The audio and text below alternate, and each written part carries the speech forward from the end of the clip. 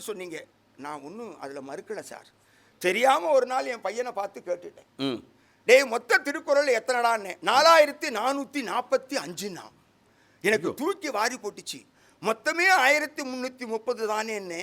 எங்கயா திருக்குறள் வளர்றதுல உங்களுக்கு அவ்வளவு போறாமன்னா? சரி, அந்த திருக்குறள் ஒன்று சொல்லுடானே, கரம் சிரம் புறம் நீட்டாதிர் சரியான சில்லறை கொடுக்கவும்னா. இது எந்த திருக்குறளானே? இது நம்ம சொந்த குறள்னா.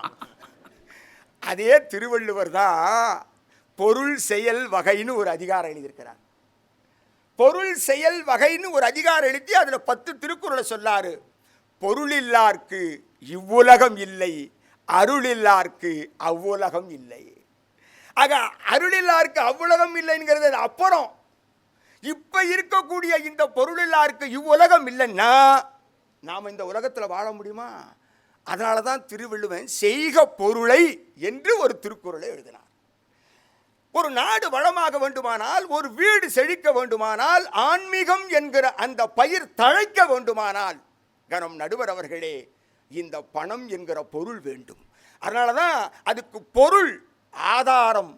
ஆதாரமாகிய பொருள் இல்லையானால் நாட்டில் பொருளாதாரமே சிறக்காது என்பது நமக்கு தெரியும் அல்லவா? அதனால தான் சார் எத்தனை திட்டங்களை நாம் எல்லா இடத்திலும் செயல்படுத்துகிற போது அந்த மக்களுடைய வாழ்க்கை வளமுடைய வாழ்க்கையாக இருக்க வேண்டும். அதனால தான் கவியரசு கண்ணதாசன் ரொம்ப அழகாக சொன்னான், எம்ஜிஆரை போல் நான் சம்பாதித்தேன், இந்தியாவை போல் நான் கடன் வாங்கி கொண்டிருக்கிறேன். ஏன்னா அவ்வளவு செல்வ செழிப்போடு சம்பாதித்து ஒரு மனிதன் கடனாளியாக இருக்கக்கூடாது. கடனாளியாக இருப்பதற்கு என்னை தாய் பெற்றெடுக்கவில்லை, என் தந்தை பெற்றெடுக்கவில்லை. 4 பேர் பாராட்டக்கூடிய அளவிற்கு நல்ல பொருளாதாரமாகிய வசதியோடு என் பிள்ளை வாழக்கூடிய வகைக்கு என் பிள்ளையை உருவாக்குவதுதான் எனக்கு முதல் பணி. அதனால தான் கவியரசு கண்ணதாசன் ரொம்ப அழகா சொன்னார், பணம் பந்தியிலே குணம் குப்பையிலே அதை பார்த்து அறிந்து நடக்காதவன் மனிதனில்லே, அவன் மனிதனில்லே. ஒன்று சொல்லுகிறேன், நிறைவாக நாம் பதிவு செய்து கொள்ள வேண்டும். ஒரு சடையப்ப வள்ளல் இருந்த காரணத்தினாலேதான் நடையில் நின்றுயர் நாயகனாகிய ராமாயணம் என்கிற ஒரு ஒப்பற்ற காவியத்தை தர முடிந்தது. வள்ளல் சேதுபதி இருந்த அந்த வள்ளலால் தான் சுவாமி விவேகானந்தர் சிக்கோகா நகருக்கு சென்று சகோதர சகோதரிகளே என்று உயர்ந்த சிந்தனையை ஒலிக்க முடிந்தது என்றால் அந்த பொருள் என்கிற ஆதாரம் இருந்ததனாலே தானே வள்ளல்கள் நிறைய புலவர்களை ஆதரித்தார்கள், நிறைய இலக்கியங்கள் நமக்கு தோன்றினது. இல்லையானால் தோன்றியிருக்க முடியாது. அதனாலே தான் தருமி என்கிற ஒரு புலவன் என்ன இடத்து கேட்டான், ஆண்டவனிடத்தில் சேர்ந்து வருவது எது? வறுமையும் புலமையும். ஆக இந்த வறுமையும் புலமையும் சேர்ந்திருக்கக்கூடிய நிலையில் அதை நீங்க வேண்டுமானால் காசு கொடுங்களேன், பொருள் கொடுங்களேன். தருமையாகிய நான் வறுமையோடு இருக்கிறேன், என் குடும்பம் செழிக்க வேண்டும் அல்லவா, எனவே பொருள் கொடுங்கள் என்று ஆண்டவனை பார்த்து கேட்டான் அல்லவா. அதனாலே தானே வாசி தீரவே காசு நல்குவீர்னு தேவாரம் நமக்கு சொல்லுகிறது. என்றால் ஒரு சுனாமி வந்த பொழுது, ஒரு பேர் ஆழை வந்த போது நாம் பட்ட பாடு, எத்தனை குழந்தைகளை இழந்தோம், எத்தனை பெற்றோர்களை இழந்தோம், எத்தனை பிள்ளைகளை இழந்தோம், எத்தனை சொந்த பந்தங்களை இழந்தோம். கனம் நடுவர் அவர்களே, அந்த சொந்த பந்தங்களை இழந்த போது, தவித்த அந்த பிள்ளைகளின் பெற்றோர்களை இழந்த போது, அந்த பிள்ளைகளை காப்பாற்றுவதற்கு நாம் என்ன செய்தோம் தெரியுமா? ஒவ்வொரு வீடாக சென்றோம். பொருள் தாருங்கள், பொருள் தாருங்கள், பொருள் தாருங்கள், பொருள் தாருங்கள் என்று வாங்கின அந்த பொருளை கொண்டு அந்த பிள்ளைகளை இன்றைக்கும் நாம் படிக்க வைத்துக் கொண்டிருக்கிறோம். அந்த பிள்ளைகளுக்கு சட்டைகளை தைந்து கொண்டிருக்கிறோம், அந்த பிள்ளைகளுக்கு உணவை கொடுத்திருக்கிறோம். என்றால் வெறும் குணம் மட்டும் இருந்திருந்தால் அந்த பிள்ளைகளை இன்றைக்கு நாம் வாழ வைக்க முடியாது. அந்த பிள்ளைகள் வாழ்வதற்கு, வாழ்வாதாரம் செழிப்பதற்கு, வாழ்க்கை வளமையாக்குவதற்கு அன்னை தெரேசா ஒவ்வொரு ஆசிரமத்தையும் நிறுவி ஒவ்வொரு இடத்திலும் போய் கேட்ட பொழுது ஒரு பெரிய தனவந்தருக்கு எச்சிலை துப்பினார். அன்னை தெரசா சிரித்துக்கொண்டே சொன்னார், இந்த எச்சில் எனக்கு சொந்தமானது, ஆனால் நான் உங்களிடத்தில் கேட்பது ஆசிரமத்திலே இருக்கிற பிள்ளைகளுக்கு சோறு போட வேண்டும், ஏதேனும் பொருளை தாருங்கள். அதனாலே தான் பாரதி கேட்டான், நிதி மிகுந்தவர் பொற்குவை தாரீர், நிதி குறைந்தவர் காசுகள் தாரீர், அதுவும் மற்றவர் வாய்ச்சொல் தாரீர் என்று சொன்னான். என்று சொல்லி கனம் நடுவர் அவர்களே, குணத்திலே நீங்கள் சிறந்தவர்கள், குணத்திற்கு குணத்திலே நீங்கள் சிறந்தவர்கள். நான் இல்லை என்று சொல்லவில்லை. நீங்கள் சென்னையிலே இருந்து திருச்சிக்கு போக வேண்டும், காரிலே பயணம் செய்து போக வேண்டும், பெட்ரோல் வாங்க வேண்டும், டிரைவருக்கு கொடுக்க வேண்டும், ஆகையினாலே பணம் உங்களுக்கு வேண்டும் என்று சொல்லி தீர்ப்பு அதைத்தான் தாங்கள் சொல்ல இருக்கிறீர்கள் என்பதை முன் அறிவிப்பாக சொல்லி உரைக்கு திரையிட்டு அமைகிறேன். நன்றி, வணக்கம். ரொம்ப அருமையாக செல்வத்தை மட்டும் சொல்லாமல் செல்வத்தினுடைய பயனையும் சொன்ன விவாதம் ரொம்ப அருமையாக இருந்தது. செல்வத்தின் பயனே ஈதல், துய்ப்போம் என்று நினைத்தால் வாழ்க்கை பல நாள் தப்பி போய்விடும் என்பதை வெகு அழகாக சொல்லியிருக்கிறார். இந்த கட்சியினுடைய விவாதம் ரொம்ப சிறப்பாக அமைந்திருக்கிறது.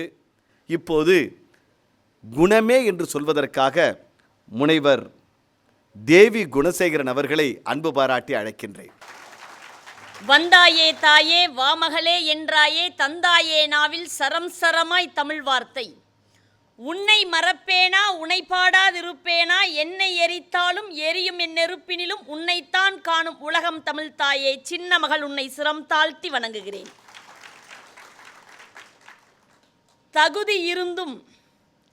தகுதி இருந்தும் மேடை தாங்காது என்பதற்காக கீழே அமர்ந்திருக்கிற சான்றோர்களே, எட்டாத பழத்திற்காக கொட்டாவி விட்டுக்கொண்டு அமர்ந்திருக்கும் எதிரணியை சார்ந்த அன்பு சகோதர சகோதரியே, நெற்றிக்கண் திறப்பினும் குற்றம் குற்றமே என்று வாதிட வந்திருக்கும் நக்கீரர் பரம்பரையின் வாரிசான என் அணியை சார்ந்த நீலகண்டன் அவர்களே, அடியார்க்கும் அடியாராய் அத்துணையும் கற்றவராய் சின்னவராய் பெரியவராய் பேசுகின்ற உத்தமராய் முடியும் நரைக்காமல் மூளையும் நரைக்காமல் அமர்ந்திருக்கும் நடுவர் அவர்களே,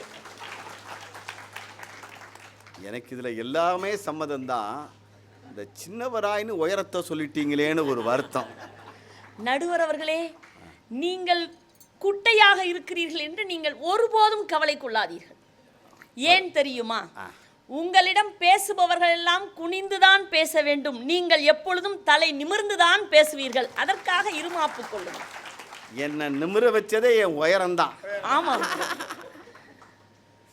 கூடியிருக்கிற அத்துணை நல்ல உள்ளங்களுக்கும் புதுயுகம் தொலைக்காட்சியினுடைய நேயர் பெருமக்களுக்கும் உழவர் திருநாளின் அன்பான வாழ்த்துக்களோடு என் உரையை துவங்குகிறேன். நடுவர் அவர்களே, எதிரணி தலைவர் ராமனையா வந்து பேசினார். அவர் சாதாரணமானவர் அல்ல. அவர் பாடம் நடத்தினார்னா பசங்களுக்கு சந்தேகமே வராது. அவ்வளவு நல்லா நடத்துவாரா? புரிஞ்சாதான கேள்வி கேட்கறது. இங்க சேலத்துக்காரங்க உங்களுக்கு விஷயம் தெரிஞ்சிருக்கு. அன்னை தெரசாவை பற்றி அழகாக ஒரு கவிதை படித்தேன். அன்னை தெரசாவி, நீ மட்டும் திருமணமாகி கருவுற்றிருந்தால் ஒரு சில குழந்தைகளுக்குத்தான் தாயாகி இருப்பாய். கருணை உற்ற காரணத்தினால் பல்லாயிரக்கணக்கான குழந்தைகளுக்கு தாயாக மாறினாய். கருணை அவ்வளவு உயர்வானது, அன்பு அவ்வளவு நேசமிக்கது. நான் உங்ககிட்ட சொல்றேன், இன்றைய இளைஞர்கள் எப்படி இருக்கிறார்கள் தெரியுமா? இங்கிலாந்தில் இருப்பது போல வீடு கட்ட வேண்டும், அமெரிக்கா டாலரிலே சம்பளம் வாங்க வேண்டும், சீன உணவு சாப்பிட வேண்டும், ஜப்பான் பொருள்களை உபயோகப்படுத்த வேண்டும், ஆனால் எனக்கு தமிழ்நாட்டு பெண் தான் திருமணத்திற்கு வேண்டும் என்று சொல்றேன். ஏன்னா பண்பாடும் அன்பும் அங்கே மட்டும்தான் கிடைக்கும். எல்லா நாடுகளின் வரைபடங்களும் துப்பாக்கி முனைகளால் வரையப்பட்டதென்றால் என் இந்திய திருநாட்டின் வரைபடம் மட்டும் மனித நேயம் என்கின்ற மயிலிறகால் வரையப்பட்டது. மறந்து விடாதீர்கள். என்ன நினைக்கிறீங்க? பணம் தேவையில்லைன்னு பேசுறது இல்லை எங்களோட கட்சியோட நோக்கம். இந்த நோக்கம் என்ன தெரியுமா? அன்பில்லாமல் இருக்கிற பணம் இருக்கிறதே, அது எதற்கும் உபயோகப்படாது என்பதை மட்டும் நீங்கள் ஞாபகம் வைத்துக் கொள்ளுங்கள். உங்க மனைவி எது கொடுத்தா மகிழ்வாள்? காஞ்சிபுர பட்டு கொடுத்தால் மகிழ்வாள் என்று நினைக்கிறீர்களா? இல்லை காசு பணம் துட்டு கொடுத்தால் மகிழ்வாள் என்று நினைக்கிறீர்களா? இல்லை நகை நட்டு கொடுத்தால் மகிழ்வாள் என்று நினைக்கிறீர்களா? இல்லை, விட்டு கொடுத்தால் மகிழ்வாள். நீங்கள் விட்டு கொடுத்தால் வாழ்க்கையிலே மகிழ்ச்சி இருக்கும் என்பதை நீங்கள் மறந்து விடாதீர்கள். இன்னொன்று ஞாபகம் வச்சுக்கோங்க, என்ன ஜாதிக்கு பிறந்தாய் என்று யாரிடமும் கேட்காதீர்கள், என்ன சாதிக்க பிறந்தாய் என்று கேட்டு பாருங்கள். என்ன சாதிக்க பிறந்தாய்ன்னு கேட்டு பாருங்க. நீங்க சாதாரணமாக நம்ம வின்சென்ட் சர்ச்சில் இருக்கிறார் இல்லையா, அவருடைய செயல்பாடுகளை பார்த்தா ரொம்ப ஆச்சரியமா இருக்கும். அவர் எப்படி நகைச்சுவையா பேசுவதிலே வல்லவர். சர்ச்சில் என்ன பண்ணார்? ஒரு இடத்துல அவரை பார்த்து அவருடைய கூட்டத்திலே சாப்பிட்டு கொண்டிருக்கிறார். அவர் பக்கத்தில் எதிர்க்கட்சிக்காரர் உட்கார்ந்திருந்தார். சாப்பிட்டு முடித்துவிட்டு கை கழுவுவதற்காக சர்ச்சில் எழுந்து போனார். மறந்து போய் அவருடைய கைக்குட்டையை வச்சுட்டே போயிட்டார். அவருடைய வெண்மை கைக்குட்டையை வைத்து விட்டே போய் கை கழுவ போயிட்டார். இவர் திரும்பி வர்றதுக்குள்ளார எதிர்க்கட்சிக்காரர் என்ன பண்ணார், அந்த கைக்குட்டையை எடுத்து ஒரு கழுத படத்தை வரைஞ்சி வச்சுட்டார். அங்கிருந்து சர்ச்சில் திரும்பி வந்தார். தன்னுடைய கைக்குட்டையை எடுத்து விரித்து பார்த்தால் அதிலே கழுதை படம் வரையப்பட்டிருக்கிறது. இவருக்கு ஒரு முடிவுக்கு வந்தார், இது யார் எடுத்திருக்கிறாங்க, யார் வரைஞ்சிருக்காங்கன்னு அவர் முடிவு கண்டுபிடிச்சிட்டார். பக்கத்தில் இருக்கிற அவருடைய நண்பரை பார்த்து கேட்டார், நான் கை கழுவ சென்ற போது நீங்கள் என் கைக்குட்டையை எடுத்து முகத்தை துடைத்தீர்களா என்று கேட்டார். உங்கள் முகத்தை துடைத்தீர்களா என்று கேட்டார். நாகரிகமான கேள்விதான். ஆனால் தன்னை காயப்படுத்துபவர்களை கூட அதிகமாக காயப்படுத்த நினைக்காத ஒரு உள்ளம் இருக்கிறதே, அந்த உள்ளம்தான் வாழ்க்கை வாழ தேவையான உள்ளம். நீங்க ரொம்ப அழகா புறநானூறு சொன்னார். நான் சொல்கிறேன், உண்டால் அம்மை இவ்வுலகம். இந்த உலகம் இன்னும் இருக்கு இல்லையா? உண்மைதானே? நாம இருக்கிறோம் தானே? உண்மைதானே? உலகம் சுத்தி கொண்டு தானே இருக்கிறது. என்ன காரணம் தெரியுமா? என்ன காரணம் தெரியுமா? 2000 வருஷத்துக்கு முன்னாடி எழுதி வச்சுட்டான், உலகம் இப்பொழுதும் சுத்தி கொண்டு இருக்கிறது, நாம் வாழ்ந்து கொண்டுதான் இருக்கிறோம். என்ன காரணம் தெரியுமா? தனக்கென்று வாழாமல் பிறர்க்கென்று வாழ்பவர்கள் இருப்பதனாலேயே இந்த உலகம் இன்றைக்கும் இருக்கிறது. தனக்குன்னு வாழாம பிறருக்குன்னு வாழ்றவங்க இருக்கிறதுனால தாங்க இந்த உலகம் இன்றைக்கும் இருக்கிறது. அதை நீங்கள் மறந்து விடாதீர்கள். நீங்கள் பணத்தின் பக்கம் போனால் நாடு சீரழிந்து போகும். அதனால தான் ஒரு கவிஞன் எழுதினான், அன்றைக்கு வீடுகள் தள்ளி தள்ளி இருந்தது, அன்றைக்கு வீடுகள் தள்ளி தள்ளி இருந்தது, மனிதர்கள் ஒற்றுமையாக இருந்தார்கள். இன்றைக்கு வீடுகள் நெருக்கமாக இருக்கிறது, மனிதர்கள் விலகி போய்விட்டார்கள் என்று எழுதினார். வீடெல்லாம் பக்கம் பக்கமாக தான் இருக்கு, ஆனால் மனிதம் இல்லாமல் போய்விட்டது. இன்றைய அவசர தேவை என்ன தெரியுமா? மனிதத்துவம், அன்பு, நேசம், பாசம், இதுதான் தேவை. நிச்சயமாக தாங்கள் எங்கள் கட்சி பக்கம்தான் தீர்ப்பு வழங்குவீர்கள். ஏனென்றால் வாழ்க்கை என்பது பிறப்பிலே தொடங்கி இறப்பிலே முடிவதல்ல. பிறப்பிலே தொடங்கி இறப்பிலே முடிவதல்ல வாழ்க்கை. நான் என்பதிலே தொடங்கி நாம் என்பதிலே நிறைவடைய வேண்டும் வாழ்க்கை. அந்த வாழ்க்கை தான் இனிப்பானது. பணம் இருக்கு பாருங்க, அது யார்கிட்ட வரும் தெரியுமா? உழைப்பாளிகளிடம் மட்டும் வராது, அதிர்ஷ்டம் இருப்பவர்களிடமும் போய் சேரும். திடீர்னு ஒருத்தன் கோடீஸ்வரன் ஆயிடுவான். எப்படி தெரியுமா? அதிர்ஷ்டம். திடீர்னு ஒரு பணக்காரன் ஏழை ஆயிடுவான். ஏன் தெரியுமா? அதுவும் அவன் துரதிர்ஷ்டம் என்று சொல்வார்கள். அதிர்ஷ்டத்துக்கு ஏன் அதிர்ஷ்டம்னு பேர் தெரியுமா? அது ஏன் அதிர்ஷ்டம்னு பேர்? அதுக்கு அது இஷ்டத்துக்கு வரும், அது இஷ்டத்துக்கு போகும். அதனால தான் அதுக்கு அதிர்ஷ்டம்னு பேர். அதிர்ஷ்டத்தை நம்பி மட்டும் வாழ்க்கை வாழாதீர்கள், அன்பை நம்பி வாழ்க்கையை துவங்குங்கள். இந்த தைத்திருநாள் மிக நல்ல துவக்கமாக இருக்கட்டும் என்று சொல்லி வாய்ப்பளித்த அனைத்து நல்ல உள்ளங்களுக்கும் நன்றி கூறி, பிறந்து சிறந்த மொழிகளுக்கு மத்தியில் சிறந்தே பிறந்த என் தமிழ் தாயே, மீண்டும் இறந்து பிறந்தாலும் உன்மகளாய் பிறக்கவே வரம் வேண்டி விடைபெறுகிறேன். நன்றி, வணக்கம். அன்பு வழி வாழ்க்கை வேண்டுமென்றால் பணம் என்பது குறுக்கீடாக அமைகிறது என்பதை அழகாக சொன்னார். அதிலிருந்து நான் ஒன்று விளக்கமாக இந்த மன்றத்திலே எதிர்க்கட்சிக்கு பதிய வைக்க விரும்புவது, இவர்கள் பணம் தேவையில்லை என்று சொல்லவில்லை, ஆனால் வளமாக வாழ வேண்டுமென்றால் எது தேவை? அதுதான் நிறைவான பேச்சாளருக்கு இருக்கக்கூடிய ஒரு முக்கியமான சவால். முனைவர் உமா தேவராஜன் அவர்கள் ரொம்ப வலிமையாக பேசுவார். அவர்கள் இந்த நிகழ்ச்சியில் சொல்ல வேண்டுமென்றால் 2 பேரும் ஒரு குடும்பத்தினுடைய ஒரு மரத்து கிளைகள், சகோதரிகள், ஆனால் எதிரெதிர் கட்சியிலே சந்திக்கிறார்கள். இது ரொம்ப பொருத்தமான அமைப்பு. இப்பொழுது வருகிறார் முனைவர் உமா தேவராஜன், தருகிறார் விவாதத்தை. நீங்கள் தருகிறீர்கள் கரவொலியை. மங்கையர் கற்பும் மனையற புகழும் பொங்கும் கவிதை பூத்த பூங்காவே, பாவிலே வாழும் பாமரக் கவிஞன் நாவிலே நின்று நடஞ்செய்யும் தாயே, கல்லிலே ஒளி எழுப்பி கடலலையில் நீராடி மெல்லியலார் மெல்லிதழில் வித்தார நகையாகி புல்லாங்குழல் வழியே புகுந்து சுவையாகி நெல்லீர் மணியாகி நிலையிற் பொருளாகி உட்பொருளும் வெளிப்பொருளும் உணர்த்தும் தாயே, தூய தமிழ் தவமே, அற்புதங்களான தமிழ் சொல்ல என்னை ஆளாக்கி விட்டவளே, அன்பு மகள் வணக்கம். பருக்கை அளவு கூட செருக்கில்லாத, கர்வத்தை தவிர சர்வத்தையும் கற்றிருக்கக்கூடிய நீதிபதி அவர்களே, இனம் என்றும் குணம் என்றும் பேசுவார், கையில் பணம் இருந்தால் விசிறி கொண்டு வீசுவார்னா. என்னமா குணம், என்ன குணம்? என்னமோ காதல் அன்புன்றீங்களா? எங்க ஊர்ல ஒரு பையன், டீ கடைக்கார பையன் கவிதை எழுதுனான். அன்பே மசாலா பாலை, பாலாடை போட்ட டீ மாதிரி மேலாடை போட்டவளே, டிக்காசன் கலரில் நான் இருக்கின்றேன் என்று காய்ச்சிய பாலாய் கொதிக்காதே, ஆறிப்போன என் வாழ்க்கையை சூடாக்க வந்த திரிஷ்டவே நீதான். எத்தனையோ பேரை பார்த்து என் இதயத்தால் வடிகட்டிய உன்னை எண்ணி டீத்தூள் சக்கையாகி போனேன். நாம் இணைந்தால் டம்ளரும் பாலும் போல், தண்ணீரும் பாலும் போல், சர்க்கரையும் எறும்பும் போல் சேர்ந்தே இருப்போம் என்பதை உன்னிடம் ஸ்ட்ராங்காக சொல்லிக் கொள்கிறேன். அதை நீ லைட்டாக எடுத்துக்கொள்ளாதே. நடுவர்களே, பேங்க் பேலன்ஸ் இருந்தாதான் ஃபேமிலியை நீங்க பேலன்ஸ் பண்ண முடியும். சும்மா பேசிக்கிட்டு இருக்க முடியாது. மதிப்பிற்குரியவர்களே, மனைவியை குழந்தையை மறந்து திரிந்தவனை மன்னிக்க முடியாதடினா. ஏன்? காசு பணம் இல்லைன்னா அவ்வளவுதான். இன்பம் என்ற சொல்லை கேட்டதுண்டு, அது எங்கள் வீட்டு பக்கம் வந்ததுண்டா? துன்பம் வந்து எங்களை சொந்தம் கொண்டாடுது, சூழ்நிலையும் அதற்கு துணையாகுதுன்னா. இந்த சூழ்நிலை அப்படிதான். ஒருத்தன் எழுதுனா, வேலை கிடைத்தால் பணம் கிடைக்கும் என்று எண்ணிக்கொண்டிருந்தேன். என் எண்ணம் தவறு, பணம் கொடுத்தால் தான் வேலையே கிடைக்குமா? பிச்சை எடுத்தாவது படிக்க சொன்னார் அவ்வை, ஆனால் நாங்கள் படித்து விட்டல்லவா பிச்சை எடுத்துக்கொண்டிருக்கிறோம். அருமையா கவியரசு கண்ணதாசன் என்ன பண்ணாரு? 2 பெண்களை வைத்துக்கொண்டே சமுதாயத்தை எடை போட்டு சொன்னார்.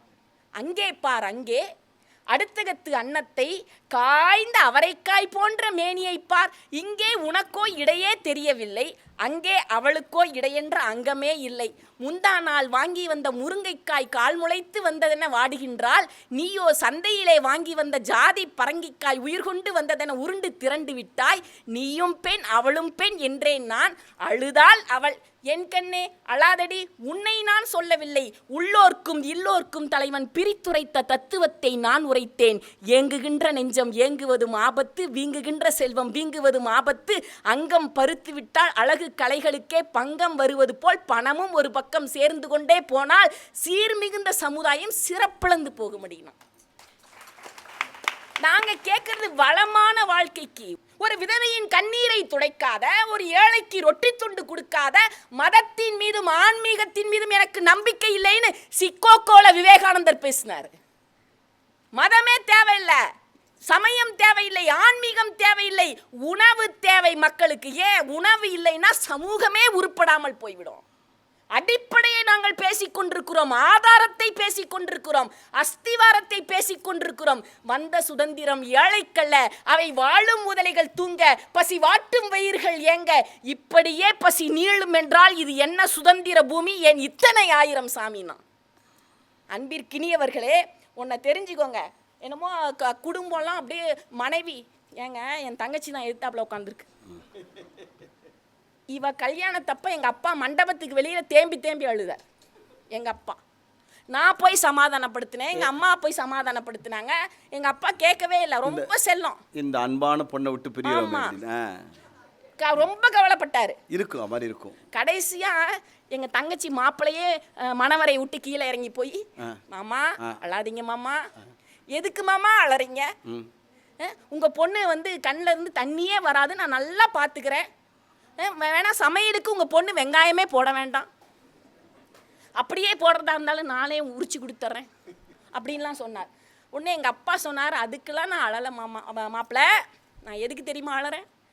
23 வருஷமா என்னை படாத பாடுபடுத்தினாலே, இனி ஒன்றை என்ன பாடுபடுத்துவாளோன்னு நினச்சி பார்த்தேன். என்னால் தாங்கிக்க முடியல. என்னமோ குடும்பம். நடுவர் அவர்களே, டிவி வழியா உலகத்துக்கே உங்க குடும்ப பிரச்சனை தெரிஞ்சிருச்சு. ஒரு சாமியார்கிட்ட ஒருத்தன் ஓடி போனான். சாமியாரே, என் பொண்டாட்டி படாத பாடுபடுத்துறா, பூரி கட்டையாலையெல்லாம் அடிக்கிறா. எப்படிப்பட்ட சாமியார்? நல்ல சாமியார். ஏன்னா சாமியார்களை சொல்லவே முடியாது. அதாவது சாமியார்கள் வேஷம் போடுகிறார்கள், தொண்டர்கள் கோஷம் போடுகிறார்கள், பக்தர்கள் மோசம் போகிறார்கள். நடுவர் அவர்களே, சாமியார்கிட்ட ஒருத்தன் ஓடினான். ஓடி போய், சாமியாரே என் பொண்டாட்டி இவ்வளோ கஷ்டப்படுத்துறா, அவகிட்ட இருந்து தப்பிக்கிறதுக்கு ஏதாவது ஒரு வழி சொல்லுங்க அப்படின்னார். உடனே அதுக்கு சாமியார் சொன்னார், அது தெரிஞ்சா நான் ஏன்டா சாமியாரா வரேன்?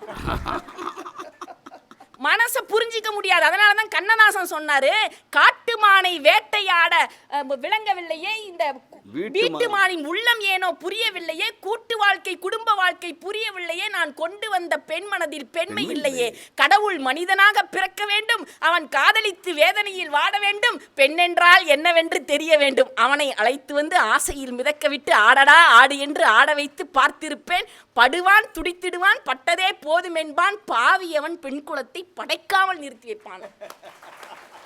எல்லாமே இந்த குணம் பேசிக்கிட்டு இருக்கதான் தயவு செஞ்சு விட்டுருங்க. நீங்களே இதை சொல்லிட்டீங்கன்னா ஆண்கள் நாங்கள்லாம் சந்தோஷப்படுவோம். வாழ்க்கை என்பது நம் கையில் இருக்கிறது, அதை வளமாக மாற்றுவதற்கு தேவை பணம், அது வெளியில் இருக்கிறது, அதை கொண்டு வந்தால் அகம் பொருள் நிறைந்த வாழ்வாக மாறும் என்று சொல்லி நல்ல தீர்ப்பை நிச்சயமாக நீங்கள் தருவீர்கள் என்ற நம்பிக்கையில், வருவாய்க்கு தக்க வழக்கறிந்து சுற்றம் வெறுவாமை விழுந்து சூழ்விருந்தோம்பி திரு ஆக்கும் தெய்வத்தை எஞ்ஞான்றும் தேற்ற வழிபாடு செய்வதே பெண்டிர் சிறப்புன்னா. பணம் இருந்தாதான் குடும்பத்தில் இருக்கிற எல்லாத்தையும் கூட்டி வந்து அவர்களுக்கு உணவு பரிமாறி தெய்வத்தை கூட வழிபட முடியும் என்று நம்முடைய பெரியவர்கள் சொல்லி வைத்திருப்பதை சிந்தித்து பார்த்து, துக்கம் கொண்டது கால்வாசி, தூக்கம் கொண்டது கால்வாசி, ஏக்கம் இருப்பது கால்வாசி, மீதம் இருப்பது கால்வாசி, கவலையை தூர துரத்துங்கள், பொருளை ஈட்டுவதற்கு உழைப்பை தாருங்கள் என்று சொல்லி எல்லோருக்கும் என்னுடைய மனப்பந்தலில் பூத்த மல்லிகை மலர்களை காணிக்கையாக்கி, இனிக்கின்ற தமிழ் தாயே உன்னால் இருக்கின்றேன் இன்னும் நான் என்று சொல்லி அனைவருக்கும் நன்றியை கூறி விடைபெறுகிறேன். நன்றி, வணக்கம். பெருமைக்குரிய புதுயுக தொலைக்காட்சியினுடைய நேயர்களே, விவாதங்கள் முடிவடைந்து தீர்வை நோக்கி நாம் செல்லுகின்ற நேரம். தீர்ப்பு என்று சொல்லுவது முடிவு, தீர்வு என்று சொல்லுவது பிரச்சனைகளுக்கு உரிய வழியை காண்பது. நாம் இப்பொழுது தீர்ப்பு சொல்லவில்லை, தீர்வு காண வேண்டும். 4 பேரும் மிக அருமையாக விவாதித்தார்கள். அவர்களுக்கு உங்களுடைய பாராட்டை நீங்கள் தெரிவிக்க வேண்டுகிறேன். வாழ்க்கையில் பல பரிணாமங்கள் இருக்கிறது. உழைக்க வேண்டிய காலத்தில் உழைக்க வேண்டும். அந்த உழைப்பினுடைய பயன்தான் பணம். பணம் இல்லை என்றால் குடும்ப வாழ்க்கையில் மகிழ்ச்சி இருக்காது. குடும்ப வாழ்க்கையில் நாம் நினைத்ததை அடைய முடியாது. என் பிள்ளை, நான் நன்றாக படிக்கவில்லை, நான் பட்டதாரி இல்லை, ஆனால் என் பிள்ளை படிக்க வேண்டும். நான் பெரிய வீட்டில் வாழவில்லை, என் பிள்ளை சொந்த வீட்டில் வாழ வேண்டும். நான் கார் வைத்து கொள்ளவில்லை, என் பிள்ளை பஸ்ஸிலே போகக்கூடாது, காரில் போக வேண்டும் என்று ஒரு தந்தை நினைக்கின்ற ஆசை சரியான ஆசை. ஒரு தாய் நினைக்கின்ற ஆசை சரியான ஆசை. ஏன்?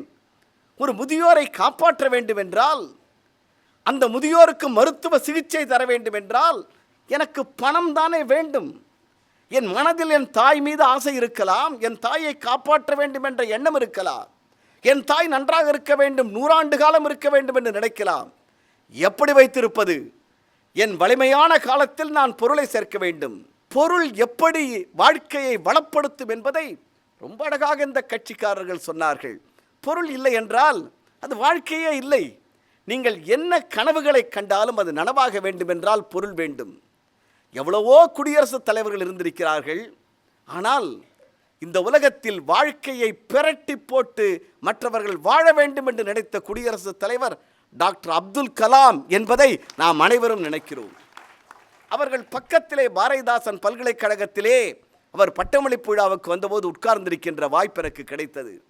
எல்லோரும் அப்துல் கலாமிடம் ஆட்டோகிராஃப் ஆயினார்கள். சில பேர் ஃபோட்டோ எடுத்துக்கொண்டார்கள். நான் மட்டும் அப்துல் கலாம் அவர்களை தொட்டு பார்த்தேன். அவர் சிரித்து விட்டார். சிரித்துவிட்டு என்னை பார்த்து ஒரு கேள்வியை கேட்டார். நீங்கள் என்ன துறை என்று கேட்டார். நான் அப்பொழுது ஒரு கல்லூரியில் முதல்வராக இருந்தேன். நான் சொன்னேன், நான் தமிழ்துறை என்று சொன்னேன். அடுத்த ஒரு கேள்வியை கேட்டார். உங்களுக்கு எந்த கவிஞரை பிடிக்கும் என்று கேட்டார். நான் சொன்னேன், எனக்கு சங்க புலவன் பிடிக்கும், கம்பன் பிடிக்கும், சேக்கிழார் பிடிக்கும், பாரதி பிடிக்கும், பாரதிதாசன் பிடிக்கும், கண்ணதாசன் பிடிக்கும் என்றேன்.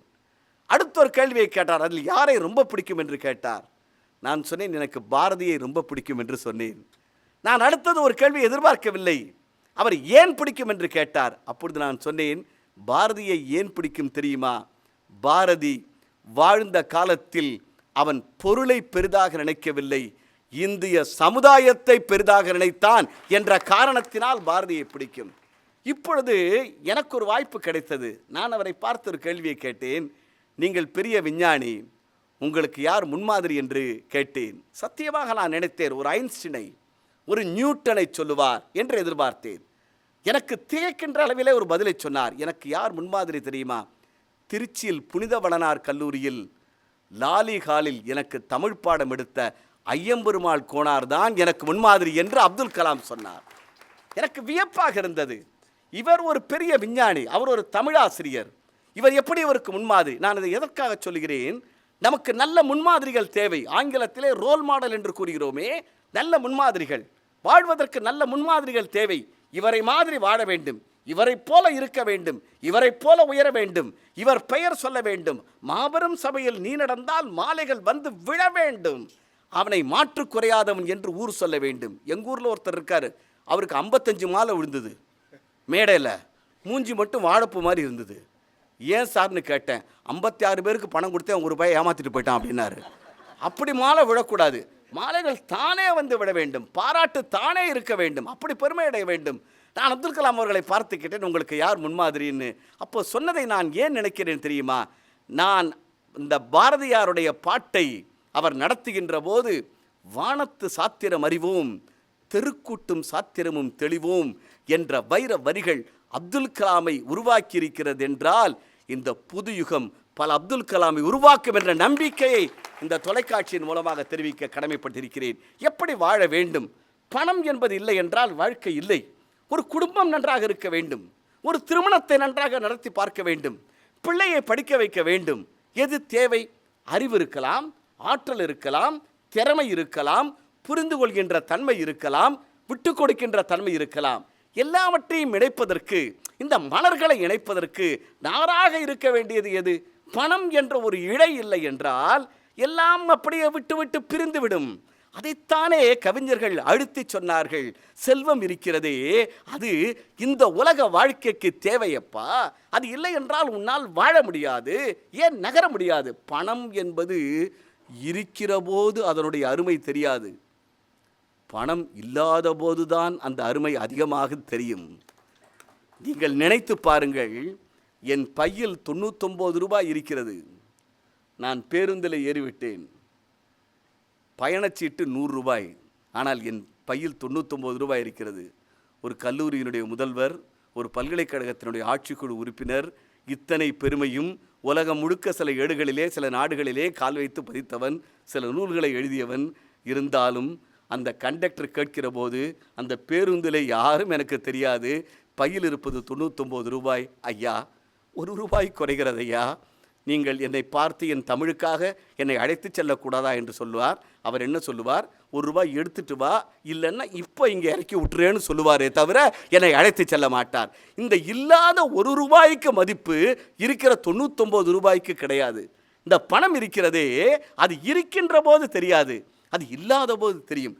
எனக்கு வறுமை வந்துவிடக்கூடாது, ஐயோ நேற்று வருவதைப் போல இன்றும் அந்த வறுமை வந்து விடுமா? வள்ளுவன் ஏங்கி சொல்லுகின்றான். ஐயோ இன்றும் வருமோ அந்த வறுமை வந்து விடுமா?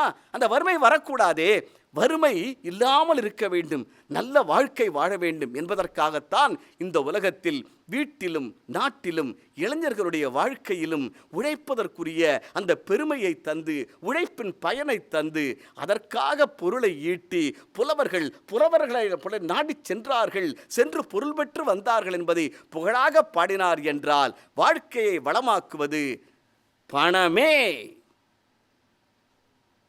என்று தீர்ப்பு சொல்லிவிடலாமா? நான் இன்னும் ஒரு பக்கத்தை பார்க்கவே இல்லை. இன்னொரு பக்கத்திலே பார்த்தால் பண்பு. இந்த கட்சி இந்த முறை, ஒரே ஒரு உதாரணத்தை சொல்கிறேன், நடந்த கதை, முடிந்த கதை, இருந்தாலும் நினைவில் நிற்கும் கதை. முக்கோடி வாழ்நாள், முயன்றுடைய பெரும் தவம், எக்கோடி யார் யாரும் வெல்லப்படா என்ற தன்மை, வாரணம் பொருத மார்பு, வரையினை எடுத்த தோள்கள், நாரத முனிவர்க்கேற்ப நயம்பட உரைத்தனா, வீரம். மூன்றையும் எடுத்து பார்த்தால் கல்வி இருந்தது, வீரம் இருந்தது, செல்வம் இருந்தது. இந்த மூன்றும் ஒருவரிடம் இருந்தது. அவன்தான் இலங்கையை ஆண்ட அதிபதி ராவணன். அவனிடம் எல்லாம் இருந்தது. முக்கோடி வாழ்நாள், முயன்றுடைய பெருந்தவம், எக்கோடி யார் யாரும் வெல்லப்படா என்ற தன்மை, வாரணம் பொருத மார்பு, வரையினை எடுத்த தோள்கள், நாரத முனிவர்க்கேற்ப நயம்பட உரைத்தனா, தாரணி மௌலி 10, இந்திரர் கிந்தரன் எழுதலாகா சுந்தரன். அழகு இருந்தது, ஆற்றல் இருந்தது, வீரம் இருந்தது, கல்வி இருந்தது, செல்வம் இருந்தது. ஆனால் அவன் விழுந்து விட்டான். ஏன்? இந்த கேள்வியை கேளுங்கள்.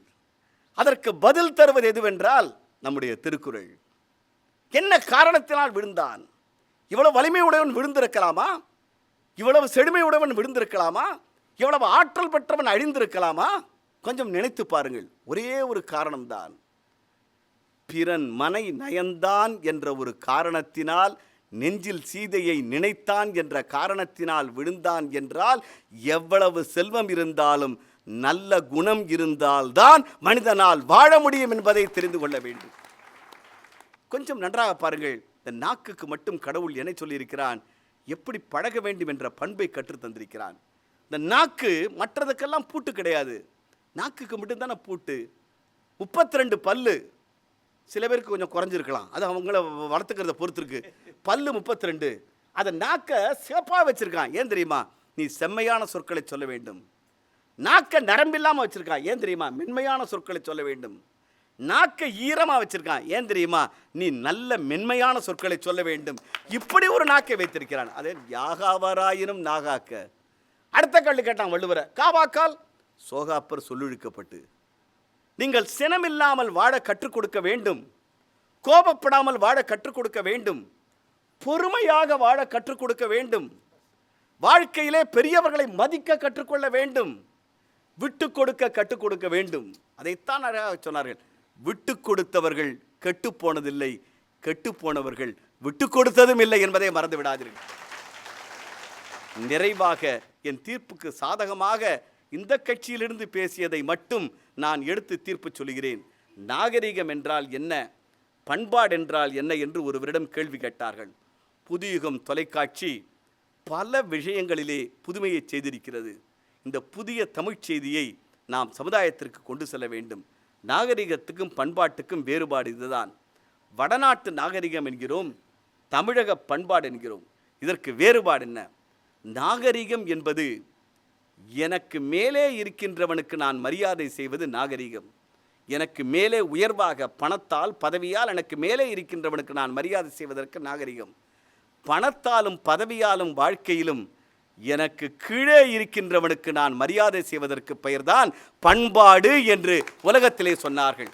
அந்த தமிழ் பண்பாடு எல்லோரையும் சமமாக மதிக்கின்ற உள்ளம் வர வேண்டும் என்றால் அந்த சமுதாயம்தான் உலகிற்கு எடுத்துக்காட்டாகின்ற சமுதாயமாக அமையும் என்ற காரணத்தினால் பறந்து விரிந்த உலகத்தில் என் தமிழன் பெருமை பெற வேண்டும் என்றால், என்னுடைய நாடு பெருமை பெற வேண்டும் என்றால், என் மொழி பெருமை பெற வேண்டும் என்றால், இந்த விழா என்றுமே மகிழ்ச்சியான விழாவாக எல்லா விழாக்களும் இருக்க வேண்டும் என்றால் பணத்தை விட சேர்ந்தது குணமே என்று இந்த மன்றம் தீர்ப்பளித்து இனிய பொங்கல் வாழ்த்துக்களை சொல்லி ஒவ்வொரு இல்லத்திலும் புதுயுகம் டிவி மகிழ்ச்சியை தரட்டும் என்று வாழ்த்துக்களை தெரிவித்து விடைபெறுகிறோம். நன்றி, வணக்கம்.